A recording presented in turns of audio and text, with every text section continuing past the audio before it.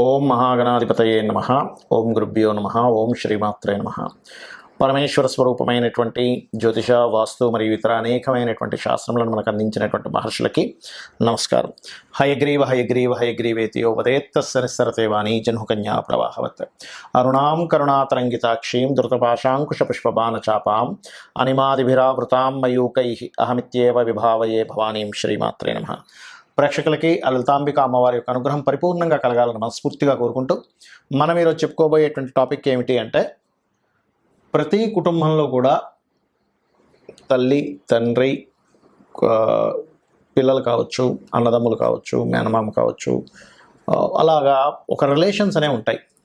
ఆ రిలేషన్స్లో మన పూర్వజన్మ కర్మ ఆధారంగా ఒక రిలేషన్తో మనకి ఇబ్బంది ఉంటుంది, ఒక రిలేషన్తో చాలా బాగుంటుంది.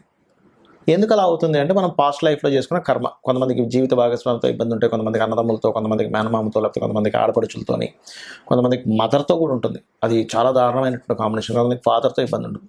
అయితే ప్రతి లగ్నానికి కూడా ఆ యొక్క కాంబినేషన్ ఎందుకు ఏర్పడుతుంది, దానికి పరిహారం ఏం చేసుకోవాలి, బాగుండాలంటే ఏం చేయాలనేటువంటి చెప్తాను. ఒకటి, మీరు వీడియోని కనుక లాస్ట్ వరకు చూసినట్లయితే జన్మజాతకం తెలియని వాళ్ళకి, డేట్ ఆఫ్ బర్త్ తెలియని వాళ్ళకు కూడా ఏం చేసుకోవాలి అనేది కూడా చెప్తాను. దీంతోపాటు ఇందులో వాస్తుకి సంబంధించినటువంటి పరిహారం కూడా చెప్తాను.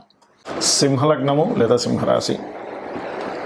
సింహం వారికి ఉన్నటువంటి గొప్ప లక్షణం ఏమిటంటే యూనిక్నెస్ అండ్ అడ్మినిస్ట్రేషన్ క్వాలిటీ ఎక్కువగా ఉంటుంది.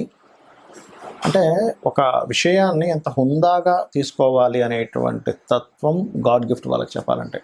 మరి ఇంత హుందాగా ఉండే వాళ్ళకు కూడా రిలేషన్స్తో ఇబ్బంది ఉంటుందా అంటే, వీళ్ళ జన్మజాతకంలో ఉండేటువంటి గ్రహాల యొక్క స్థితి సరిగ్గా లేకపోతే ఉంటుంది. అయితే ఇది ఒక్కొక్కటిగా మనం చూసుకుంటే, మెర్క్యూరీ కనుక పాడయ్యాడా, బంధువర్గాల్లో చాలామందితో వీళ్ళకి ఇబ్బంది అనేటువంటిది ఏర్పడుతుంది. ఇది మెర్క్యూరీ పాడైతేనే, అన్నిసార్లు కాదు. బికాజ్ ఆఫ్ సెకండ్ లార్డ్షిప్, బుధుడు కుటుంబ స్థానాధిపతి అవుతాడు.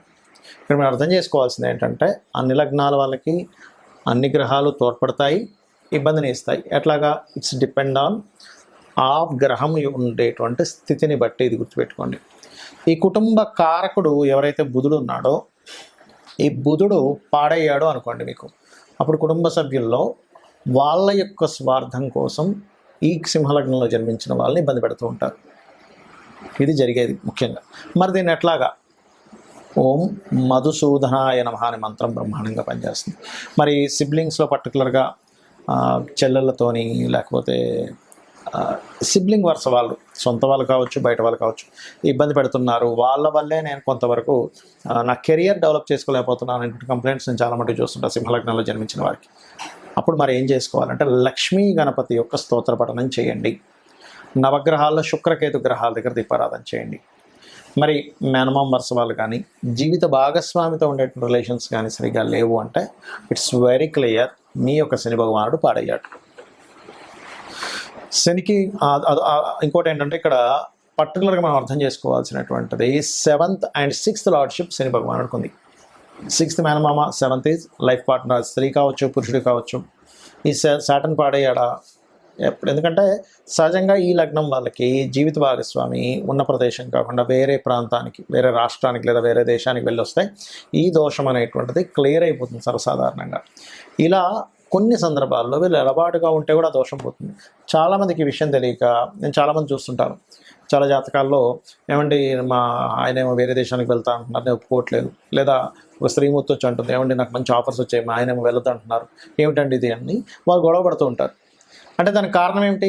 వాళ్ళకి జన్మజాతకంలో ఏదైతే ఒక సిస్టమ్ తయారై ఉందో దాన్ని విరుద్ధంగా వెళ్దామని చూస్తున్నారు. అది అప్పుడు ఏం చేస్తుంది? ఇంకొక కర్మను తెచ్చిపెడుతుంది. కాబట్టి నేను చెప్పేది ఒకటే, సింహలగ్నంలో జన్మించాము, మీ యొక్క జీవిత భాగస్వామికి విదేశాలకు వెళ్ళడానికో, పక్క రాష్ట్రానికి వెళ్ళడానికో మీకు ఆఫర్ వచ్చింది, మీ జీవిత భాగం యాక్సెప్ట్ చేయండి. యాక్సెప్ట్ చేయనట్లయితే అది వేరే రకమైన ఎడబాటుకి, మిస్అండర్స్టాండింగ్కి దారితీస్తుంది. మరి ఇదే సింహలగ్నం వారికి అత్తగారితో ఇబ్బంది ఉంది, శుక్రుడు పాడవుతాడు. అత్తగారు ఆడపడుచుతో కూడా ఇబ్బంది వస్తుంది. అయితే ఆడపడుచుతో ఇబ్బంది అనేటువంటిది ఎక్కువగా కుజుడు పాడైతే ఇస్తుంది. కుజుడు శుక్రుడు ఇద్దరు పాడైతే ఇంకా ఎక్కువగా ఇస్తుంది. బుధుడు పాడైతే ఇంకా దారుణంగా ఇస్తుంది. బుధుడే లే పాపగ్రహాలతోనే కలిశారనుకోండి, సింహలగ్నం వారికి ఆడపడుచుతో ఖచ్చితంగా ఇబ్బంది ఇస్తుంది. మరి అలాంటప్పుడు ఏం చేయాలి? శని, కేతు, కుజ ఈ 3 గ్రహాల దగ్గర దీపారాధన కనుక చేసినట్లయితే 100% మీకు బాగుంటుంది. ఇక్కడ ఒక విషయం గుర్తుపెట్టుకోండి, మనకి జన్మ జాతకం ఎంత ప్రభావితం చేస్తుందో రిలేషన్స్ విషయంలో వాస్తు కూడా అంత ప్రభావితం చేస్తుంది. అయితే ఇది ఏ దిశను చూసుకోవాలి? ఇక్కడ పర్టికులర్గా సోషల్ కమ్యూనికేషన్స్ లేదా ఇంట్లో ఉండే వాళ్ళందరి సఖ్యతని చూసుకునేటువంటి దిశ తూర్పు. ఎందుకండి తూర్పుకి అధిపతి ఎవరు? తూర్పుకి సూర్య భగవానుడు అధిపతిగా చెప్తూ ఉంటారు.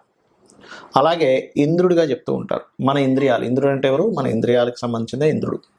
మనం కనుక ఒక రిలేషన్స్ని కరెక్ట్గా మనం అర్థం చేసుకుంటూ ఉంటే అందరూ కలిసి ఉంటారు.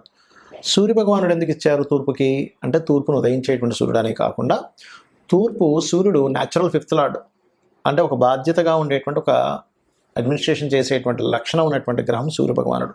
ఈ తూర్పు భాగం కనుక మీకు మీ వాస్తులో పాడైంది, ఖచ్చితంగా ఏమవుతుంది? ఇంట్లో రిలేషన్స్ పాడవుతాయి. తల్లికి తండ్రి, తల్లికి కూతురికి, తండ్రికి కొడుకుకి, వీళ్ళందరితోనే ఏదో ఒక డిస్టర్బెన్స్ అనేది క్రియేట్ అవుతుంది. మరి దీనికి ఏమిటి పరిహారం?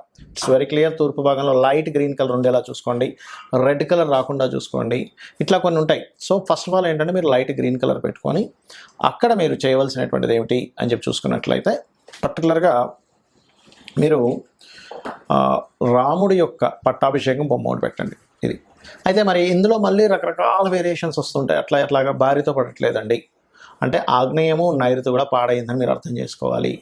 అలా కాదండి, మాకు కొన్ని మనీ మ్యాటర్స్ వల్లే ఎక్కువ ఇబ్బంది వస్తుంది, ఇంట్లో రిలేషన్స్తోని కొత్త అవకాశాలు ఇంట్లో ఉండే వాళ్ళ వల్ల నేను ఇబ్బంది పడుతున్నాను అన్నప్పుడు, ఎవరైనా బంధువర్గంలో మేనమామ, మామయ్య వీళ్ళ వరుస వల్ల వస్తుందంటే కొంత నార్త్ కూడా పాడవుతుందని అర్థం.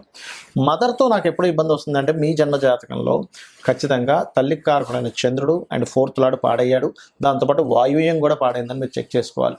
అప్పుడు ఏమవుతుంది? వాయువ్యానికి అధిపతి చంద్రుడు కాబట్టి మదర్తో వస్తూ ఉంటుంది ఇబ్బంది అనేటువంటిది.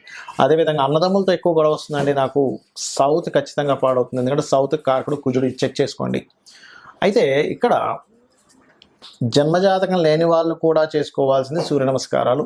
ఒకటి, సూర్య భగవానుడి దగ్గర దీపారాధన చేయడము, అదేవిధంగా ఆదిత్య హృదయ పఠనం చేసుకోవడం, ఇవి ఖచ్చితంగా పాటించాలి. మరొక విషయం ఏంటంటే, ఇక్కడ మీ పర్సనల్ చార్ట్లో పర్టికులర్గా ఇప్పుడు మనం ఒక్కొక్క లగ్నంతో చెప్తూ వచ్చాం. సో మీ పర్సనల్ చార్ట్లో పర్టికులర్ లగ్నానికి ఆ యొక్క కారకుడు దేని ద్వారా కంబస్ట్ అయ్యాడు, దేని ద్వారా సపోర్ట్ అయ్యాడు అనేటువంటి దాన్ని ఫస్ట్ ఆఫ్ ఆల్ మీరు చూసుకోవాలి. ఆటోమేటిక్గా అది చూసుకొని దానికి సంబంధించిన దానం ఇవ్వడము, మంత్రం చేసుకోవడం చేస్తే ఖచ్చితంగా ఫలిస్తుంది. అయితే అందరికీ కూడా ఒకటే మాట చెప్తాను, ఇది ఛాలెంజింగ్గా చెప్తున్నాను. మీకు ఎటువంటి ఇబ్బంది ఉన్నా ఫ్రెండ్స్తో కావచ్చు, జీవిత భాగస్వామితో కావచ్చు, ఎవరితోనైనా మనకు ఎక్కువ శత్రుత్వాలు అవుతున్నాయి ఇంట్లో వాళ్ళతో బయట వాళ్ళతో, ఒక్క 10 నిమిషాలు సూర్య భగవాను చూస్తూ ఇలా పట్టుకొని ఓం మిత్రాయ నమః, 100% శత్రువు కూడా మీకు మిత్రుడైపోతాడు. అరే ఇంతో ఎందుకు నేను గొడవ పెట్టుకుంటున్నాను, వీళ్ళతో ఎందుకు గొడవ పెట్టుకుంటున్నాను, ఒక రియలైజేషన్ వస్తుంది దాని ద్వారా. అలాగే ఇక్కడ ఇంకొక విషయం ఏంటంటే, మీకు దగ్గరలో గోశాల కనుక ఉన్నట్లయితే గోవుకి వెళ్ళి ఆదివారాలు ప్రత్యేకంగా గోధుమ రవ్వ తినిపించండి. అదేవిధంగా మరొక విషయం ఏంటంటే, ఇంకా ఎక్కువగా ఉన్నాయండి రిలేషన్స్లో, అసలు నాకు సపోర్ట్ చేయట్లేదు, చాలా ప్రాబ్లమాటిక్గా ఉందన్నప్పుడు 14 కానీ 7 వారాలు కానీ రాముడి యొక్క పూజని ఆది బుధవారాలు చేయమని చెప్తుంది శాస్త్రం. సో రామదేవుడి కథ చెప్పుకోవడం చేసుకోవాలి. ఇక్కడ నేను చెప్పేది ఒకటే, మీ జన్మజాతకంలో ఎటువంటి దోషం ఉన్నా గుర్తుపెట్టుకోండి. ధనం రావట్లేదు అనుకోండి, రిలేషన్స్లో ఇబ్బంది ఉందనుకోండి, ఉద్యోగం లేదనుకోండి, వ్యాపారం సరిగ్గా సాగట్లేదు అనుకోండి, కంగారు పడక్కర్లేదు.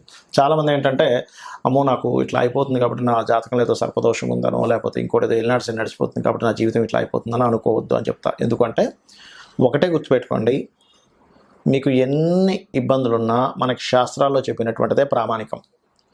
దేవీ భాగవతంలో సాక్షాత్ అమ్మవారే చెప్పినటువంటి అంశం నేను మీకు ఇప్పుడు చెప్పబోతున్నా. ఏమిటది అంటే, మీరు గనక ఈ ప్రకృతి ఏమిటి, ఈ విశ్వం ఏంటనే ఒక రియలైజేషన్ కనుక అయితే, లలితాసహస్రనామాలు మొత్తం కూడా రియలైజేషన్. ఈ ప్రకృతి అంటే ఎవరు, ఈశ్వరుడు అంటే ఎవరు, అమ్మవారు అంటే ఎవరు చెప్పేది లలితాసహస్రనామాలు. కనబడుతున్న ప్రతి వస్తువు ఈశ్వరుడు, అందులో ఉన్నటువంటి శక్తి అమ్మవారు అని మీరు రియలైజ్ అయ్యి అమ్మవారిని నమ్ముకొని, నాకేంటి మా అమ్ముందని ఎలా నమ్ముతాము, చంటి పిల్లవాడు అమ్ముందని ఎలా నమ్మి హాయిగా నిద్రపోతుంటాడు, అలాగే నాకేంటి అమ్మవారు ఉంది అనేటువంటి భావనతో ఎవరైతే నిత్యము లలిత చేసుకుంటూ, లలితాసహస్రనామాలు చేసుకుంటూ, ప్రకృతిలో ఉన్న ప్రతిదీ ఈశ్వర స్వరూపంగా భావిస్తూ వాళ్ళ పని వాళ్ళు చేసుకుంటూ వెళ్ళిపోతుంటారో, పక్కవాడ అదంటున్నాడా, లేకపోతే ఈ సొసైటీ ఇలా మారిపోతుందనా, లేకపోతే ఇంకోటి అవుతుందనేటువంటి ఆలోచనలు పక్కన పెట్టి మన బాధ్యత మనం చేసుకుంటూ అమ్మవారిని నమ్ముకుంటూ వెళ్తున్నారా, మీ యొక్క తలరాతని అమ్మవారే మారుస్తుంది అనేటువంటి శాస్త్రంలో ఉన్నటువంటి పచ్చి నిజం. కాబట్టి ఇది ఫాలో అవ్వండి. ఆ లలితాంబిక అమ్మవారి యొక్క అనుగ్రహం మీరు పరిపూర్ణంగా పొందాలని మనస్ఫూర్తిగా కోరుకుంటూ శ్రీమాత్రే నమః.